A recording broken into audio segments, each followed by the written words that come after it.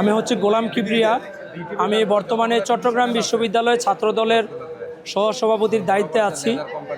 আমি 16 সালে 21শে জুলাই আওয়ামী এবং পুলিশের যৌথ সন্ত্রাসীদের আক্রমণে আমি নির্যাতিত নিপীড়িত হওয়ার মাধ্যমে আমার দৃষ্টিশক্তি কেড়ে নেওয়া হয়, 2 চোখ উপড়ে ফেলা হয়।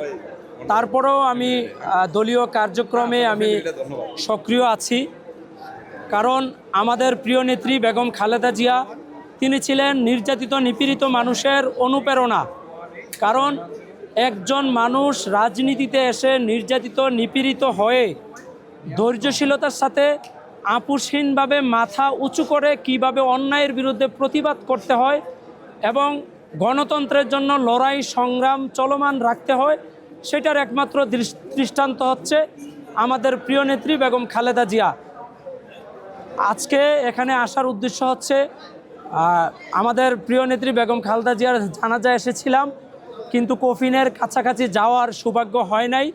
তো আজকে আমি এসেছি উদ্যানের জামে মসজিদে। আমি জুমার নামাজ আদায় করে আমি সমাধি স্পর্শ করে দেখেছি, কারণ আমি যেহেতু চোখে দেখতে পাই না, তো আমি স্পর্শ করলে আমার নেত্রীর যে সান্নিধ্য সেটা আমি উপভোগ করেছি।